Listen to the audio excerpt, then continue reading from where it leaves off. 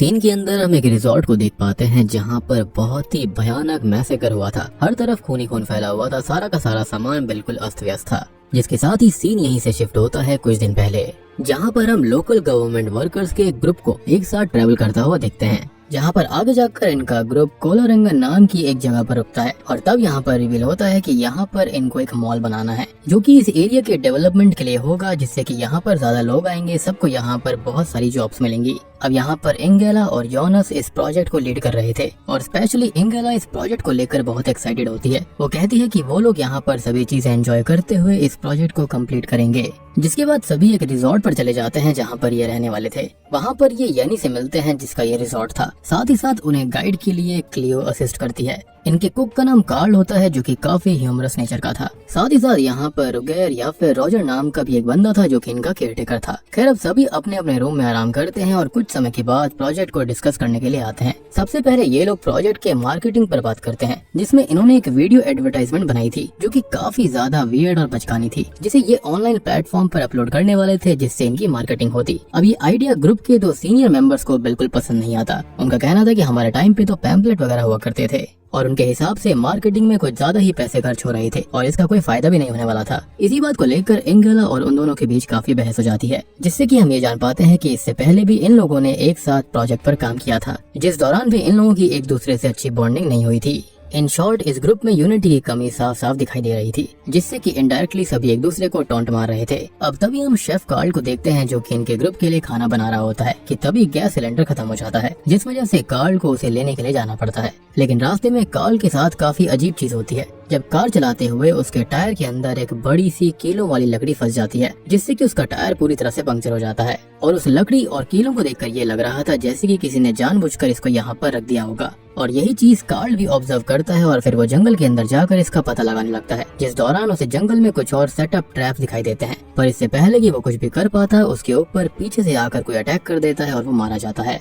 अब रिजॉर्ट पर फिर से हम इनके ग्रुप को डिस्कशन करते हुए देखते हैं, जिस दौरान इनके ग्रुप की एक मेंबर लीना प्रोजेक्ट के कॉन्ट्रैक्ट के ऊपर सवाल उठाती है और कहती है कि इन कॉन्ट्रैक्ट्स में फार्मर को दिए जाने वाले बजट के बारे में कुछ भी नहीं लिखा गया। जिसके बाद ये रिवील होता है कि ऐसा कोई बजट बनाया ही नहीं गया था और बस फार्मर्स की जमीन ले ली गई थी और उनको रिटर्न में कुछ भी नहीं दिया जाएगा। ये बात लीना सुनकर बहुत गुस्सा हो जाती है, पर योनस उसको याद दिलाता है कि उसने खुद ही उन कॉन्ट्रैक्ट्स पर साइन किया था, जो बात बिल्कुल सच थी। लेकिन लीना का ये कहना था कि उसने इन कॉन्ट्रैक्ट्स पर साइन नहीं किया और ये वो कॉन्ट्रैक्ट्स तो थे ही नहीं। और अगर उसको पता होता कि इन प्रोजेक्ट्स में ऐसा कोई भी बजट नहीं है तो वो कभी भी इस पर साइन नहीं करती। एनीवेज अब सिचुएशन को बिगड़ता हुआ देखकर योनस डिस्कशन को पूरी तरह से ट्विस्ट कर देता है और बजट वाली बात से सबको डिस्ट्रैक्ट करने की कोशिश करता है, जिसके अंदर योनस का दोस्त काय भी उसकी मदद करता है, जो कि ग्रुप का एक मेंबर था और हमेशा योनस की बटरिंग करता रहता। उसको लग रहा था शायद उसको भी कुछ प्रमोशन या फिर पैसे वगैरह मिल जाएंगे। खैर कुछ ही देर में इनके लंच का समय हो जाता है, लेकिन कार्ल वापस नहीं आया था, जो कि वापस आता भी नहीं, जिस वजह से यानी सभी के लिए खाना बनाती है और सभी उसको खाते हैं।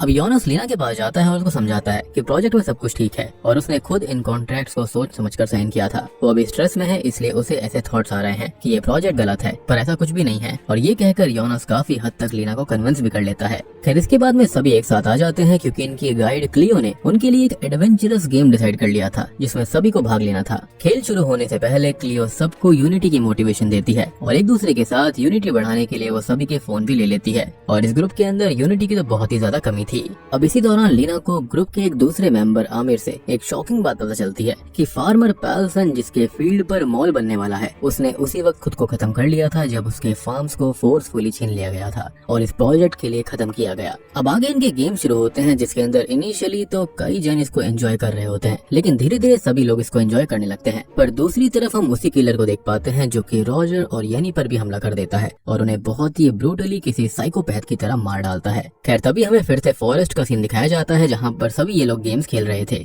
और इन्हीं गेम्स के बीच में हम ग्रुप मेंबर्स को भी देख पाते हैं जिनके अंदर यूनिटी नहीं थी और ये चीज क्लियो भी नोटिस कर लेती है। अब एक गेम के दौरान लीना को कुछ याद आता है और वो उसे बीच में ही छोड़कर रिजॉर्ट वापस आ जाती है। असल में उसे इस प्रोजेक्ट और योनस का सच पता करना था और उसको ये पता चल भी जाता है। योनस के लैपटॉप में उसके ईमेल से लीना को ये पता चलता है कि ये प्रोजेक्ट पूरी तरह से फेल है, क्योंकि मॉल का एक भी स्टोर किसी रिटेलर ने नहीं खरीदा है। सबका मानना है कि ये मॉल इस एरिया में फेल हो जाएगा और ये बात योनस को भी क्लियरली पता थी, पर उसने ऑलरेडी ब्लैकमैन क्रू नाम की एक कंपनी के साथ डील साइन की है और इस मॉल का बर्बाद होने के बाद वो उस कंपनी में ज्वाइन हो जाएगा। यानी कि वो जानता था कि इस कंपनी का कोई भी फ्यूचर नहीं था। अब इन सभी सबूतों को लीना अपने पेन ड्राइव में सेव कर लेती है, पर उसी वक्त सभी लोग रिजॉर्ट वापस लौट आते हैं और योनस भी अपने रूम में आ जाता है।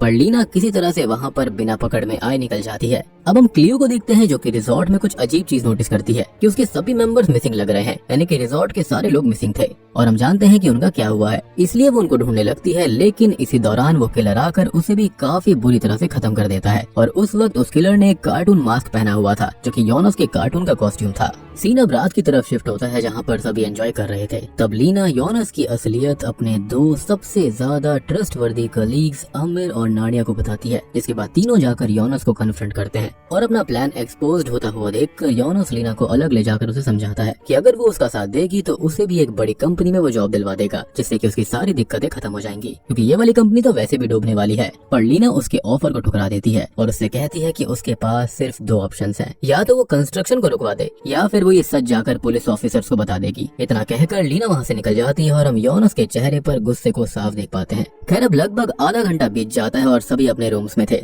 तब वो किलर इनके ग्रुप पर छुपकर अटैक करता है, जिसका सबसे पहला शिकार होता है काई और इंगेला। क्योंकि जब किलर इनके सामने आता है तो ऐसा नहीं लगता कि ये मास्क में योनस है, इसलिए ये लोग रिएक्ट नहीं करते और किलर इन्हें बहुत बुरी मौत देता है। इनफैक्ट इंगेला की मौत टीम के सभी मेंबर्स के सामने ही होती है और सभी उस किलर को देख लेते हैं, जिसके बाद सभी डर कर वहाँ से इधर उधर भागने लगते हैं। वो सबसे पहले लीना और योनस के पीछे जाता है जो कि एक साथ भाग रहे थे, जिस दौरान जंगल से भागते हुए योनस के सर पर बहुत बड़ा कट लग जाता है, जो कि उन वायरिंग की वजह से हुआ था जिसे किलर ने पूरे जंगल में फैला दिया था। लीना यहाँ पर योनस की मदद करती है और दोनों अपने बनाए हुए राफ्ट लेकर नदी की दूसरी ओर जाने लगते हैं। पर किनारे पर पहुँचने से पहले ही योनस लीना को सिचुएशनल ब्लैकमेल करके उससे वो पेन ड्राइव ले लेता है और ये मूर्ख उसको दे भी देती है। और फिर क्या था, योनस की तो नियत ही गंदी थी, जिसके चलते वो धोखे से उसे ही पानी में गिरा देता है। लीना फिर किनारे पर आ जाती है जहाँ पर उसके पीछे वापस वो किलर पड़ जाता है, पर किसी तरह से बचते हुए वो आमिर, एवा, नाडिया और टॉर्बियन के साथ मिल जाती है। अब सिर्फ एनेट और योनस एक ग्रुप से अलग थे, पर बाकी सभी साथ थे।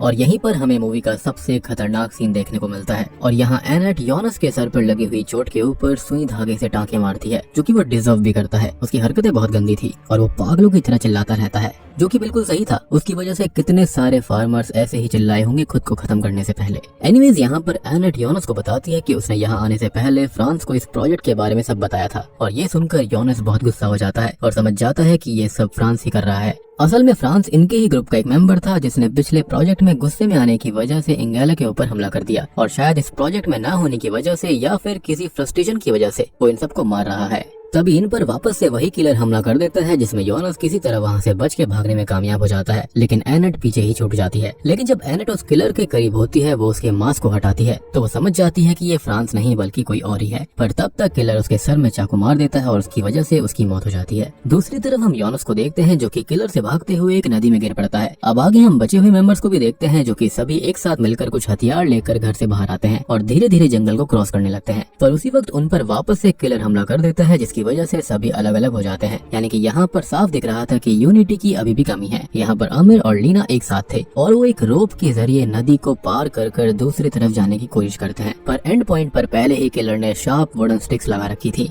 यानी कि नुकीली लकड़ी के डंडे लगाए हुए थे। और इस चीज को पहले ही आमिर ने देख लिया था। उसको पता था कि मौत तो पक्की है, लेकिन वो किसी को बचाना चाहता था, तो वो खुद को आगे कर लेता है और बुरी तरह मारा जाता है, जिससे कि लीना बच जाती है। अब यहाँ पर किसी और में यूनिटी हो या फिर ना हो, लेकिन आमिर और लीना में काफी यूनिटी थी। तभी हम किलर को टर्बियन और ईवा के पीछे देख पाते हैं, जहाँ पर सबसे पहले टर्बियन को ये बात पता चलती है कि ये किलर असल में पेल्सन फार्मर का बेटा है जिसने खुद को खत्म किया था और अब अपने फार्म और पिता की मौत का बदला लेने के लिए वो इन सभी को मार रहा था, क्योंकि ये इसी कंपनी के एम्प्लॉइज थे। उसको लग रहा था कि ये सब इनकी वजह से हुआ है। यहाँ पर वो किलर इन दोनों पर कई ब्रूटल अटैक्स करता है, लेकिन ईवा कई बार उसकी अटैक्स को डॉज कर लेती है। ईवा यहाँ काफी हिम्मत दिखाती है और वही एक लौती रीजन थी कि वो आखिर तक वो दोनों ही किसी तरह से किलर से बचकर भाग रहे होते हैं। पर एंड में ये दोनों एक जगह पर गिर जाते हैं और किलर ऑलमोस्ट इनको मारने ही वाला था कि तभी पीछे से नाडिया एक शार्प शोवल से उसी किलर के गले पर अटैक करती है और जस्ट अगले ही पल उसका सर धड़ से अलग हो जाता है और इस तरह से ये लोग अपनी जान बचा लेते हैं और किलर की मरने की खुशी मनाने लगते हैं।